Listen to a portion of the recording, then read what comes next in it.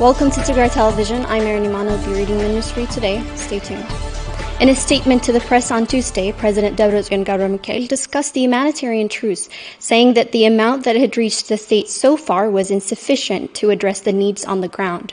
The president also discussed a recent report by the French outlet that alleged the government of Tigray was open to negotiating Tigray territorial integrity. The president said this was far from the truth and said that the restoration of basic services, Tigray's territorial integrity, and the right of people of Tigray to hold a referendum will not be on the table in any negotiation process. Our reporter Abil Tsagabu has more.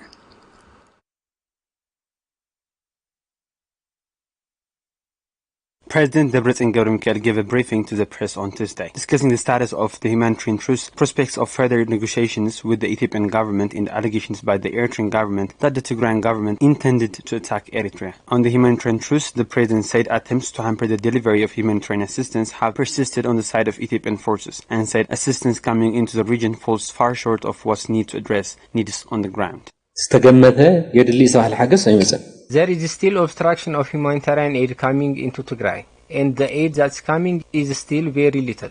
Additionally, a shortage of fuel has made distribution to other parts of Tigray very difficult. The president also addressed a recent report by a French outlet that alleged the government of Tigray had indicated that it was open to negotiating Tigray's territorial integrity and said this was far from the truth. There are claims that we are open to negotiate Western Tigray. This is untrue. If we do not end this siege and liberate all territories of Tigray, if we give up Western Tigray, what are we fighting for? Tigray's territorial integrity is non-negotiable. Vital services remain blocked. They must be restored before any negotiation process can begin. The president also responded to allegations by the Eritrean government that his government intends to attack Eritrea. The president said that there was no such intentions on the part of his government, but emphasized that the withdrawal of Eritrean forces from all parts of Tigray and accountability for war crimes committed by its forces are vital to sustainable peace.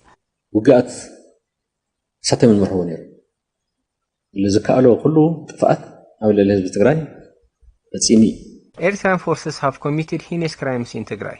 Allegations by the Eritrean government that our forces intend to attack Eritrea are an indication of the mischievous nature of Eritrean government that has so far been leading the war on Tigray. Now, it's blaming our forces for a supposed future attack as it continues to occupy parts of Tigray. Eritrean forces should withdraw from Tigrayan territories. We have no intention to attack Eritrea. We want a liberated Tigray and lifting of the siege, and for the Eritrean government to stop its meddling. The president emphasized that a referendum to allow Tigrayans to decide on the fate of their state, Tigray's territorial integrity, the restoration of basic services, and the official recognition of Tigray's armed forces cannot be negotiated in any process.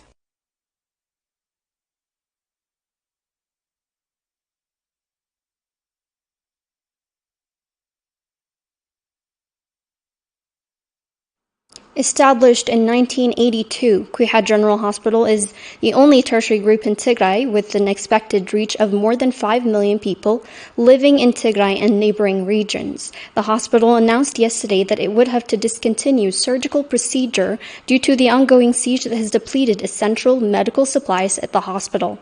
The hospital is known for organizing the cataract campaign that gives free eye surgeries to people suffering from cataract and other related illnesses across Tigray.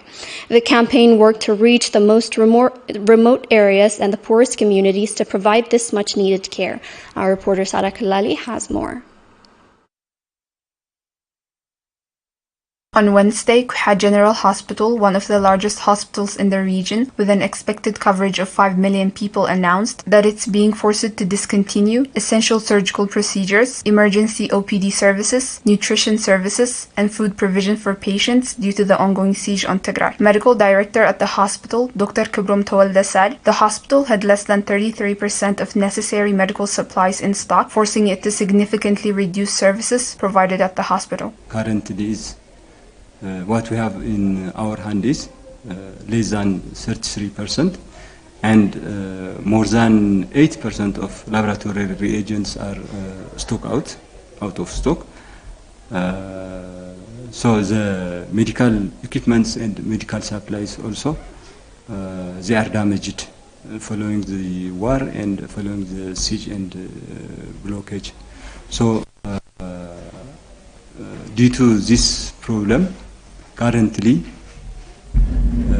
the service given in emergency OPD, in OR theater room, including major surgery, is compromised because we don't have anesthetic drugs like Vicronium, Pancronium, and Suxametenium. So totally we stop it, major surgery.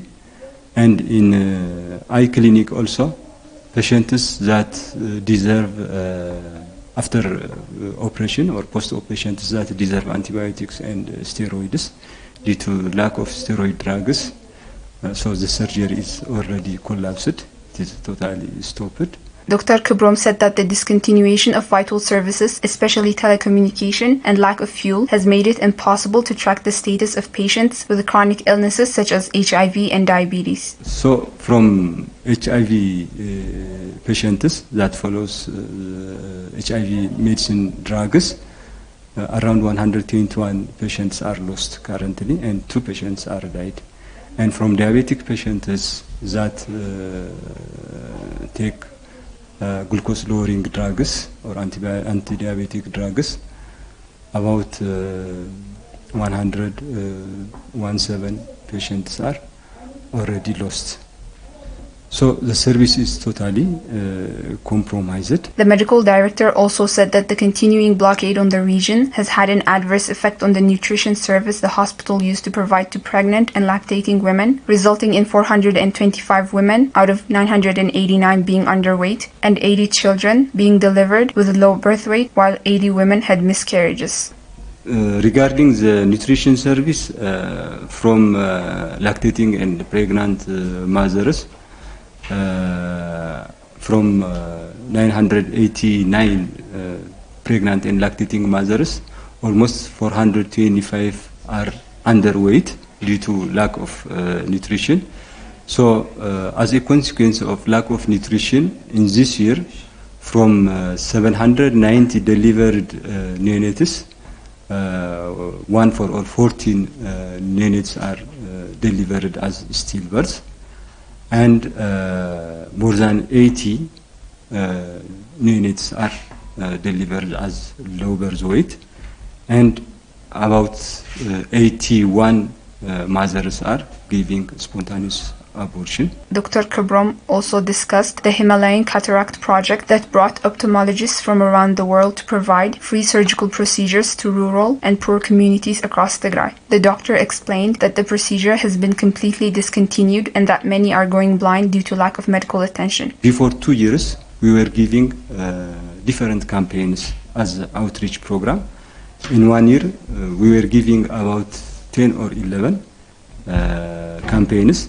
In this campaign, almost from 8 up to 10,000 people were getting adequate service, especially surgical service like glaucoma surgery, cataract surgery, TT surgery, and so on. But due to lack of transportation and lack of supply of non-governmental organizations, this service was totally compromised. So these patients, I think, as our assumption, these patients are either they are complicated or they are becoming bilateral blindness. So this is, I think, a very difficult condition. So all governmental and non-governmental organizations and the world community also should take an immediate measure. I think we recommend as hospital before our people is died, become blind, and become complicated. Dr. Kibrom emphasized that the siege was significantly affecting the capacity of the health system to provide care for its patients. The doctor asked that the world take the health crisis seriously and do more to ensure the Ethiopian government restores vital services and allows unfettered access to humanitarian organizations to provide food aid and medical supplies to Tigray. Closing off or compromising of services in either specialized hospital and at the same time in Kwiha hospital is very difficult to the population of Tigray in general. So if these 2 hospitals are closed or partially stopped their activities, I think it is difficult to decide. The population is still becoming suffering. The suffer is also increasing. So this is, I think, the end. To me, it is enough. I like to say it should be enough. From now onwards, very much people will die, and so I don't know. It is a difficult condition. It's difficult to explain. Also, the closing of these two big hospitals is the consequence in the people is very difficult condition. UN Weekly Peace Observatory report published this week says it recorded 19 instances of organized violence in Ethiopia that cost more than 20 civilians their lives. All instances of violence with fatalities were recorded in the Oromia region, where the Ethiopian government has been undertaking a so-called law enforcement operation against Oromo Liberation Army. The report indicated that Fano, an irregular armed group from the Amhara region, were the main perpetrators of violence against civilians, committing gruesome atrocities against children and internally displaced persons. In one instance, Fano militia clashed with the federal police forces in an unspecified location in Horogudlu zone after refusing the resettlement of the internally displaced persons. The militia also attacked and killed an unknown number of farmers who were IDPs who had on the same day returned to their primary residence. Continuous attacks against civilians by the government forces were also recorded in the region. Members of the government security forces, presumably the Ethiopian National Defense Forces, killed an unidentified number of farmers in several areas of the West Shoa. The report also recorded clashes between ethnic and armed groups in the southern region of Ethiopia, Argoba, Gambela, and other regions of Ethiopia. The Fano are one of the main perpetrators of violence against civilians in Tigray, taking a leading role in the ethnic cleansing campaign in western Tigray and perpetrating violence against the innocent Tigrayan civilians across Ethiopia.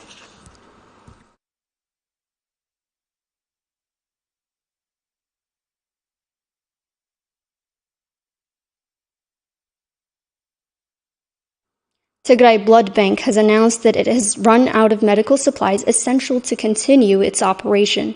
The director for the site said the blood bank had no longer vital equipment such as blood bags. The director emphasized that employees for the blood bank had continued to do their work despite not having a salary for more than a year and in a desperate socio-economic situation as a result. Saron Tigrai reports.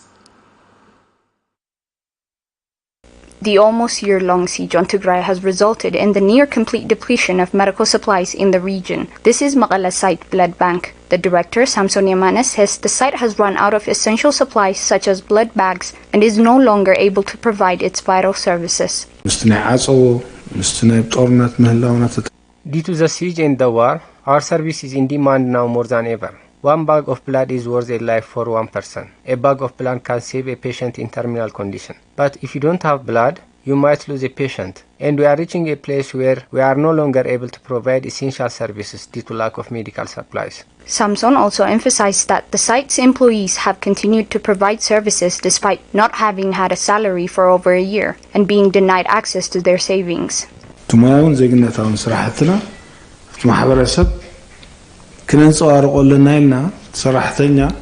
We are trying to provide service as it is our moral and national obligation to serve our community. Our employees use their own transport. They take what they can and work day and night to serve our people with the limited means we have left. We will endure all with our people. The director called on all concerned bodies to ensure that entities such as his can continue to provide services, emphasizing that lives of mothers and children depended on it.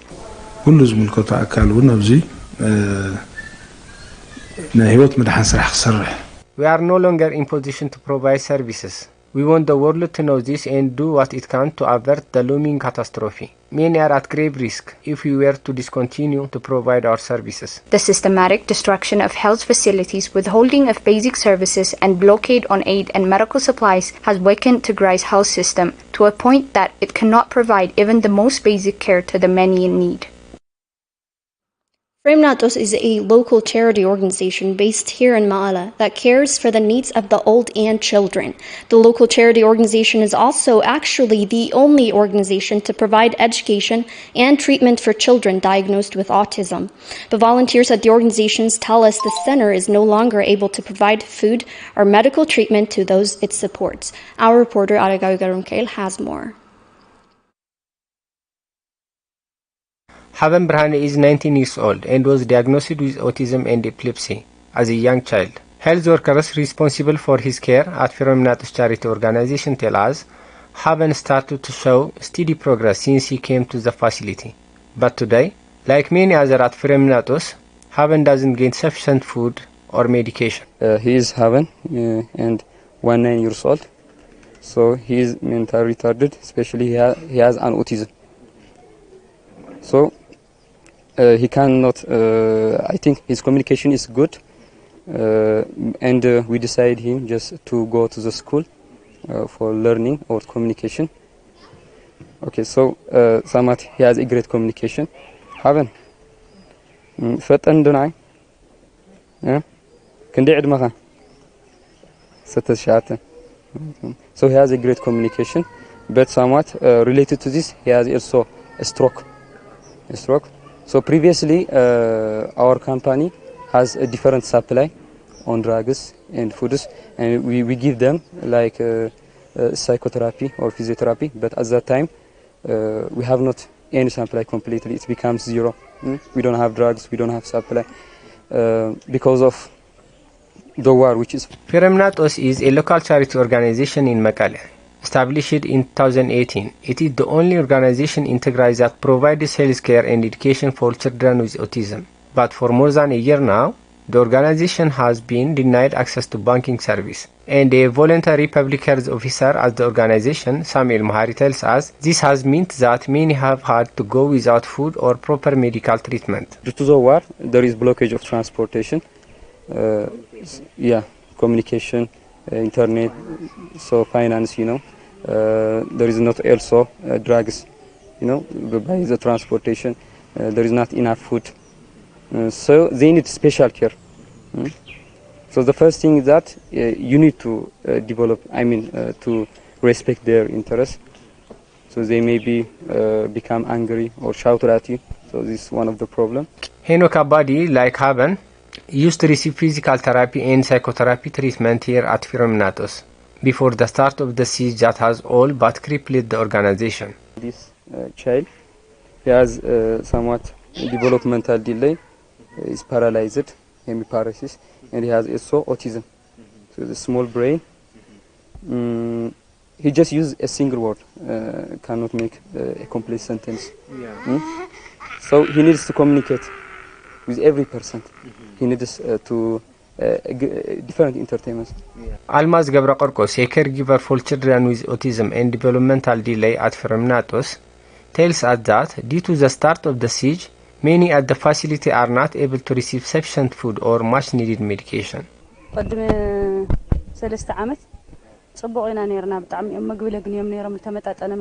children were in a much better place before the start of the war. They used to get nutritious food, diaper, soft papers, and soap. Everything was full here, but after the siege, they're unable to get nutritious food and medicine. Some of these children need psychiatric drugs, medication that's not available anywhere in Tigray now. And we're not able to find diapers either, so we use a piece of clothing that we can find. I call on the world to do what it can to help these children. The blanket suspension of public services such as banking, telecommunication, and electricity has left many in Tigray desperate, especially children like those in Fremnatos, who, due to no fault of their own, are not able to access medical or sanitation supplies.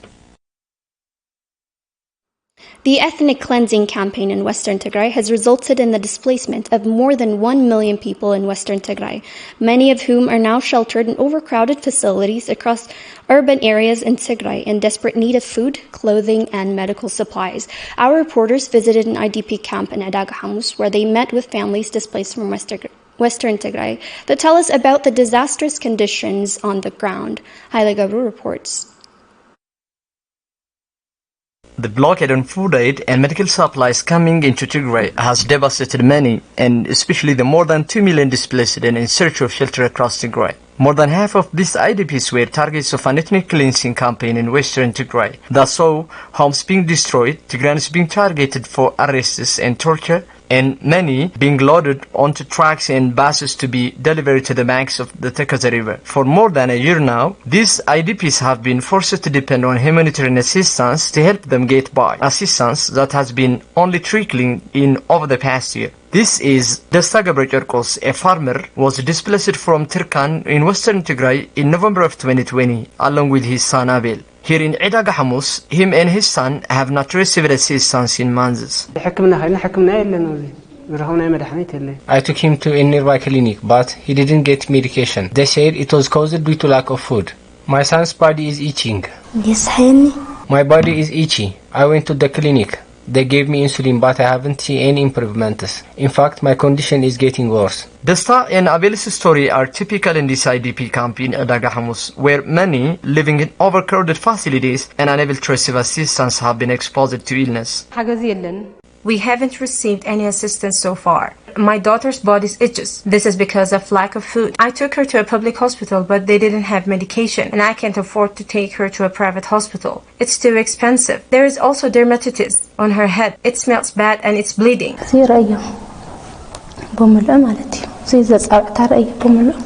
Look at her fingers. Her throat is also swollen. She can't swallow food without water. I took my daughter Arsema to multiple health centers, but there's no change.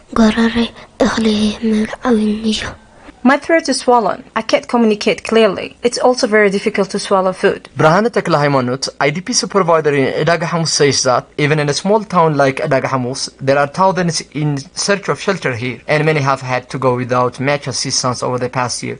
We have around 6,000 IDPs here from different parts of Tigray and 500 from Afar. We haven't had aid reaching the IDPs here. Children have been denied education and remain in need of medical care, including survivors of sexual violence, and people with chronic illness have had to go without it. The humanitarian truce declared in late March had many hopeful that those in dire need of assistance would be able to get it. But months later, only 20% of much needed aid has been able to reach Tigray, while vital services